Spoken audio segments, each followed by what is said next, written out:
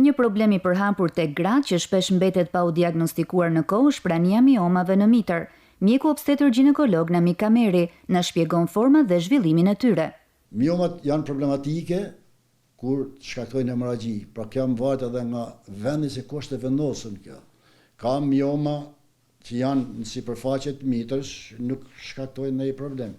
Por ka mioma që janë në brendësi të mitërsh, që nuk lejojnë që mu kontraktu mitras, nuk kontraktohet tamam siç duhet, dhe hemorragjia vazhdon një hemorragji e zgjatën. Nuk ka trajtim medikamentos, absolutisht jo, por janë vizitat e hermërseshme ekografike, shikojnë nëse një kjo nodës ka rritje, apo është aty ku është. Kur është e nevojshme kirurgjia? Në rastet që shkaktojnë hemorragji, ose në rastet tjera për shembull që mund të jetë një miom e madhe që bën edhe spostim të organeve të tjera, mirë është me kirurgji të hiqet. Nësh miomat e vogla ata që s'japin ndonjë problem, nuk është arsye për mos shqetësu.